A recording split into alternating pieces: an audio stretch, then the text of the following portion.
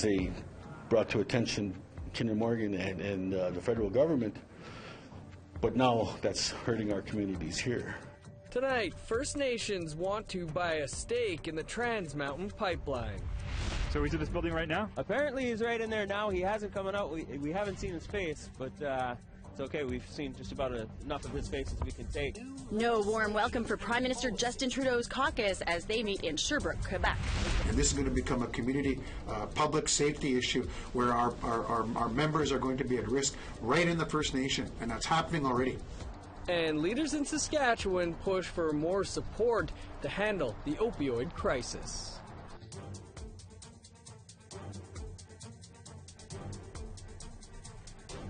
Good evening, welcome to APTN National News. I'm Dennis Ward. And I'm Melissa Ridgen. Indigenous leaders are in a meeting this week to discuss a plan that could make them owners of the Trans Mountain Pipeline. Last summer, the federal government bought the project for $4.5 billion after the Federal Court of Appeal quashed approval of the pipeline's expansion, in part because of inadequate consultation with First Nations. But Ottawa doesn't want to be a long-term owner. The Indian Resource Council says it wants to buy the project and make it 100% Indigenous-owned, operated and monitored. The IRC represents over 130 First Nations across the country with oil and gas interests. It's not primarily IRC owning the pipeline. It's the Indigenous communities that have an opportunity to. We represent the oil and gas producing nations here in Canada. We definitely honor and respect the three tribes on the coast with their position as they brought to attention Kinder Morgan and the federal government. But now that's hurting our communities here. And we'll have more coverage on those meetings about Indigenous ownership of the Trans Mountain Pipeline tomorrow. Alberta will be holding an election before summer, and to find out what the parties can do for them, Treaty 8 First Nations held a forum in Edmonton to get provincial politicians to meet with their members. Representatives from 4 Alberta parties came to the event. There, the politicians gave their platforms and answered questions from the audience. The goal of the forum is to get Indigenous Albertans more engaged in politics and to vote in the upcoming election. If we don't vote, basically it's, I guess silence is consent, right? But we're asking our members, enough of the consent. Prime Minister Justin Trudeau is in the city of Sherbrooke, Quebec for his Liberal cabinet meeting. There to greet him, protesters in support of the Wet'suwet'en anti-pipeline camps. Tom Fenario is there with more. Hi, I'm Tom Fenario. I'm here in Sherbrooke, Quebec with Quentin Kondo. Quentin is a Mi'kmaq activist who helped organize this protest here. Quentin, tell us a bit more about why we're here today. Well, we're here to support our brothers and sisters out in Wet'suwet'en camp.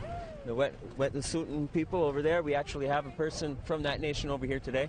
So we're gathering over here to make sure that Trudeau sees that what he's doing is unacceptable and that this has to change. Where is Prime Minister Trudeau right now, actually? Apparently he's inside that building. I don't know if he's in there right now. Robbie, can you give us a shot of the building? So he's in this building right now? Apparently he's right in there now. He hasn't come out. We haven't seen his face, but it's okay. We've seen just about enough of his face as we can take. So. Well, a big part of the Trudeau government was based on the idea of reconciliation, of making things right with Canada's Indigenous peoples. Do you feel like his term is coming to an end? Where do you think that stands now for you? Well, I think truth and reconciliation, the truth about it is reconciliation implies that you had a good relationship to begin with and something went wrong and you're trying to repair that. So reconciliation was a lie to begin with because we've never had a really good relationship with Canada.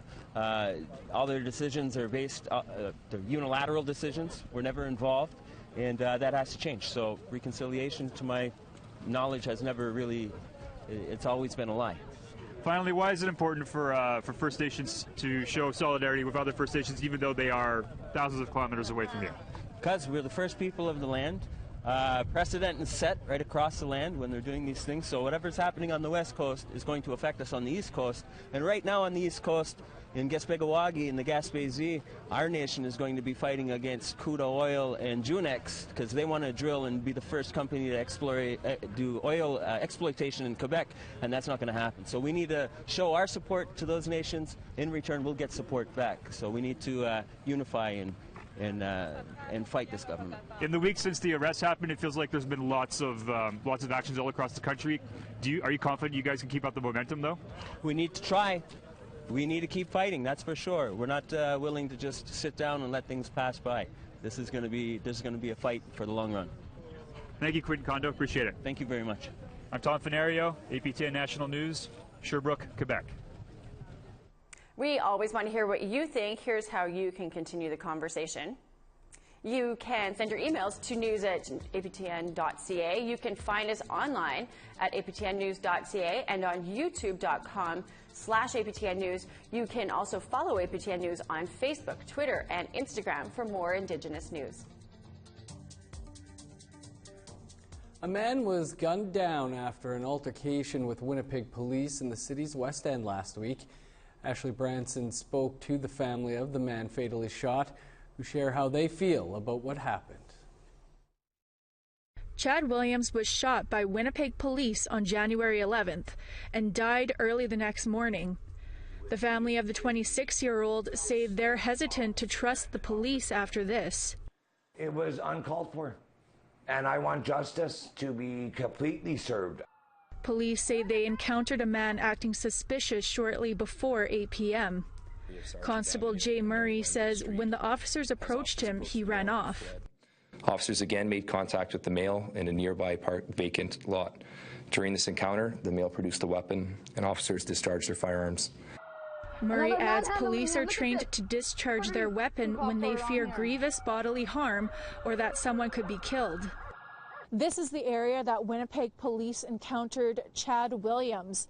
APTN spoke with Storm Rudans, who says he saw the interaction between police and Williams. This kid was not pointing anything at these officers.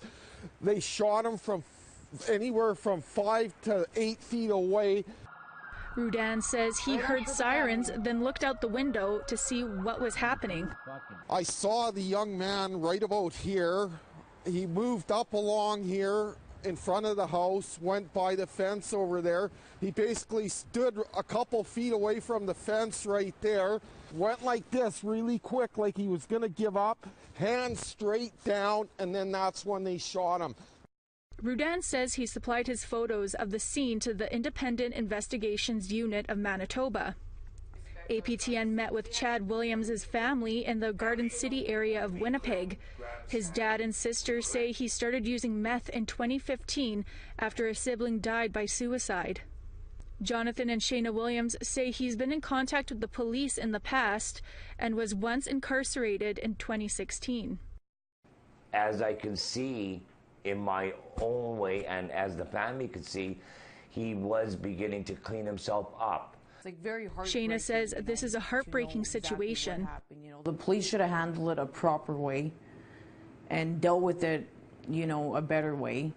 The Independent Investigation Unit of Manitoba, known as IIU, assumed responsibility for this investigation. The IIU investigates all serious incidents involving police officers in Manitoba on or off duty. IIU Communications says they're unable to share information about the young man involved in the case, but they state there is no standard length of time for an investigation, but you can expect it will be months, not weeks. The only thing now for what we can do is just cherish the memories and the happy times with Chad. A GoFundMe page has been set up to raise funds to cover funeral costs and a headstone for Chad Williams. Ashley Branson, APTN National News, Winnipeg. Ottawa is making some long-awaited changes to the RCMP to strengthen civilian oversight. They are meant to improve the way the force handles internal harassment and bullying. Public Safety Minister Ralph Goodale and RCMP Commissioner Brenda Leckie announced the creation of a civilian advisory board today. Every other police force in the country has this kind of structure. And this will be an innovation in the RCMP, but one that will be important. The move comes in response to 2 reviews in 2017 that found systemic harassment problems and recommended civilian input into running the police force. Goodale said today that the government is accepting all recommendations in the report. The board will be made up of 13 people, all to be appointed by cabinet, and will be in place by April 1st. There's been a plea for help with an opioid crisis gripping Saskatchewan. That's after the break. But first, here's tomorrow's weather forecast.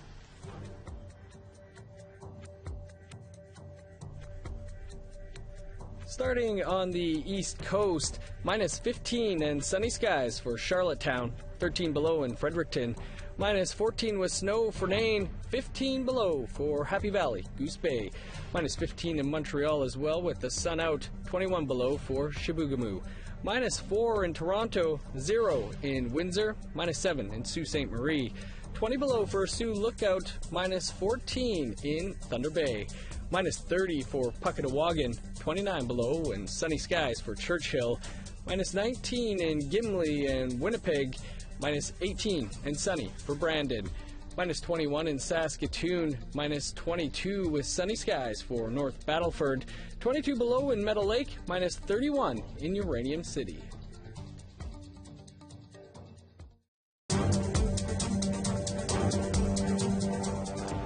Welcome back. In Saskatchewan, the opioid crisis is getting worse within First Nation communities. In 2018, 33 deaths resulted from opioid use in the province. The Federation of Sovereign Indigenous Nations has made a plea for help. The FSIAN is calling on both the provincial and federal governments to set aside money for First Nations-led treatment programs. They say funding for First Nation-controlled programs, which some argue have better outcomes with culturally relevant programming, are often not supported by the provincial and federal governments. Something needs to be done now because it's only going to get worse if the provincial and federal government don't step up and don't start showing leadership and redirecting much needed resources to the Saskatchewan region. These numbers are only going to skyrocket. The numbers of HIV and hepatitis C are only going to go up, and this is going to become a community public safety issue where our members are going to be at risk right in the First Nation, and that's happening already. This afternoon on InFocus, we put Indigenous satire under the microscope. What makes Indigenous humor different? Why are Indigenous people so darn funny? And what are some of the topics that should not be the butt of a joke? Let's take a look. We always got to be the coolest, and we all hang out with our family and our cousins lots, and everybody's trying to get attention. Everybody's trying to be funny, trying to be cool. So I think it's just like the way we grow up with our family and our cousins, like kind of steel sharpening steel. Why we get so funny and why we get so talented. I hadn't thought of that too. Yeah. Yeah. It's almost like I went to a professional writers' room where everybody just tries to throw jokes at each other, and that's what it's like. It's like when you're with your cousins, who are always funnier than you, and you're trying to almost outdo them because they're so freaking funny. It's a never-ending competition. It's just like nonstop joke after joke after joke. Yeah. You're not afraid to be controversial because when you're making jokes, it's always about whether you're making fun of how hilariously sad something is or how ridiculously stupid something is. There's still that air of hilarity and ridiculousness to it, and I think we've been trying so hard to be political engineers of our destiny, I guess, that when we be serious about it, it kind of feels like it's a big sea of seriousness, right? And then if you're funny, you can kind of stick out, and you can still have your serious point heard, but also you can make it a little softer because people don't want to hear you talk and complain all the time. I try not to go too much into like this stuff like that res humor is doing. Like there's like a lot of it's like, it's violence towards Indigenous women. And then really going into some of the stereotypes. Like I don't know. I don't do that kind of stuff. That's off limits for me. What's off limits for you? I think the same. Yeah, stereotypes about poverty are. Like where poverty is the punchline is definitely not something that I want to do. There's a lot of that out there. I learned a valuable lesson about not joking about MMIW And I didn't joke about MMIW itself, the issue of missing and murdered Indigenous women and girls. It was the controversy around, it was all of the mess that was happening around the inquiry. Right. Yeah, I did an article about that, and it was taken by families as possibly fact, right? It was basically, they were very confused by it, and so first time I've ever pulled a story.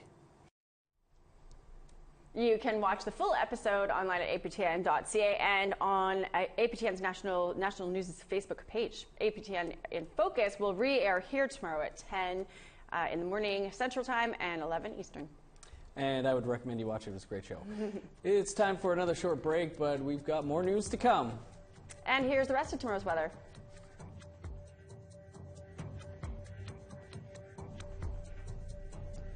Picking back up in northern Alberta, minus 29 for Fort Chipewyan, minus 24 for Fort McMurray. Snow and minus 12 for Calgary, Lethbridge, and Medicine Hat.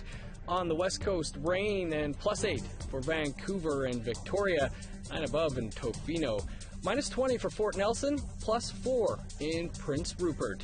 In the Yukon, minus 20 for Beaver Creek, minus 11 in Whitehorse.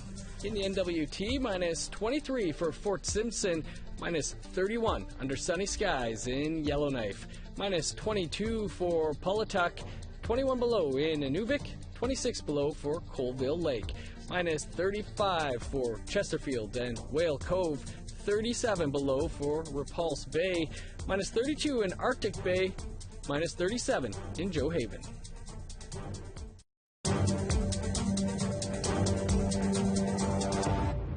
Welcome back. What would bring an Ojibwe elder, a wild rice harvester, and a playwright together?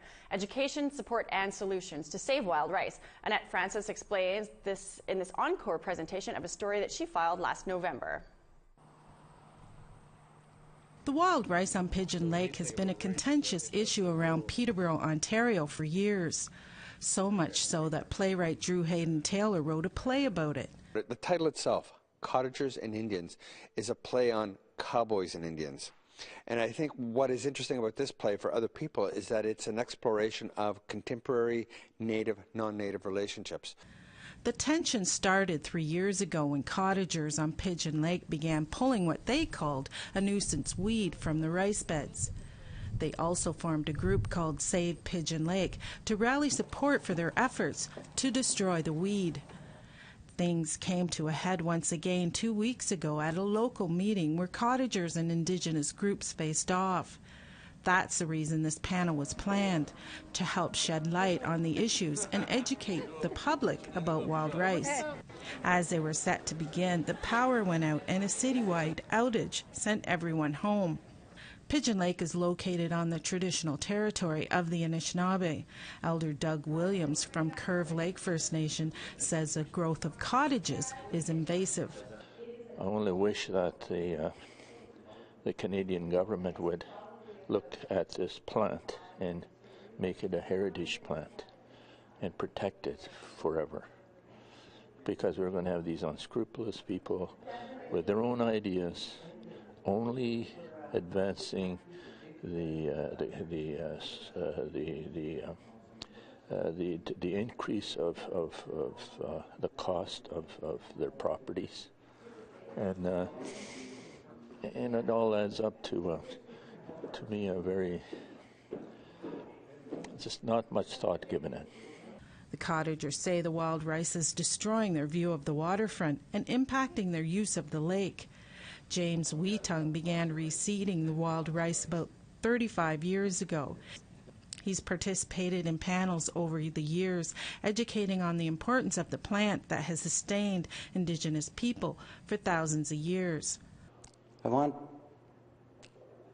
to see Anishinaabe people being able to eat our traditional foods, good, healthy foods, without having to put up a fight, without having people come running through our garden with their play toys and wrecking our food. Although tonight's discussion didn't happen, there are plans to reschedule around the same time the play Cottagers and Indians come to Market Hall at the end of November. Annette Francis, APTN National News, Peterborough. If you ask an Inuk to name their top 3 country foods, odds are caribou makes the list. But a recent study is showing that Nunavut's desire to eat caribou, combined with modern technology, could be threatening caribou populations. Our Kent Driscoll sat down with Nunavut Premier Joe Savikita, and he knows a thing or two about Tuktu. This right here is the good stuff. Caribou. Lean, healthy meat, incredibly delicious, and beloved by Inuit. Nunavut Premier Joe Savikita is also Environment Minister, a former wildlife officer, and a hunter. He got his latest caribou in November. Well, close to home to Alberta, about 40, 50 miles north of Alberta there, and we went out hunting and shot our caribous for the winter. That herd outside of Arviat is known as the Kamaniriwak herd. A recent report says that herd is in decline, in part due to mail-order caribou. On Baffin Island, there's a yearly limit of 250 caribou harvested a year, due to a declining herd. Not so for the central Kivalliq caribou. So the people in that region hunt caribou and sell the meat on Facebook and ship it to Baffin Island. It's definitely a concern that's been brought up by the communities and by the Regional Wildlife Board. There's many factors that are, or pressures that are put on this herd. As you're probably aware, it's hunted by Nunavut, people from Nunavut, people from Manitoba, people from Saskatchewan and the Northwest Territories. And it's hunted for food everywhere else because Nunavut's the only place where you're actually allowed to sell caribou meat. And it is a concern that's been brought up. Under Nunavut's land claim, the Nunavut Agreement, that right to sell food is protected. Worst case scenario, hunting could be limited, like it is on Baffin Island. I guess if the population became critically low, then we would do what we've done in other caribou populations, is put a TAH, a total allowable harvest, where even the beneficiaries would have to acquire a tag or a permit to harvest the caribou. And that's been done on Baffin Island. The latest change to the federal Northern Food Subsidy, Nutrition North, increases the subsidy for country food, which of course includes caribou. Premier Savikita is cautious on this. An increased subsidy could lead to more mail-order caribou, possibly hurting the herd's health in an effort to feed people. They have not made it clear how this subsidy, in what form or shape that it's coming out, so it'd be speculation to say that it will be a freight subsidy. But I did voice my concern, saying that if it is a freight subsidy, then there's issues like the caribou sales that would have to take into consideration. Bulk shipping caribou by individual hunters is still fairly new for Nunavut, at least when compared to how long Inuit have been harvesting caribou. Science and traditional knowledge do agree. Caribou populations are cyclical, up and down by nature. For now, Nunavut watches and waits to see what the long-term effect of a new challenge is going to be. Well, Nunavut watches, waits, and of course, eats. Kent Driscoll, APTN National News, Iqaluit. Come on, Kent, putting those shots in there before right dinner. at this time. And there is no better meat than caribou. I've not had it, but It's the I best won't be red ordering meat. any on Facebook. That's your news for this Wednesday. You can always find more on our website, aptnnews.ca. I'm Dennis Ward. I'm Melissa Ridgen. Have a great night.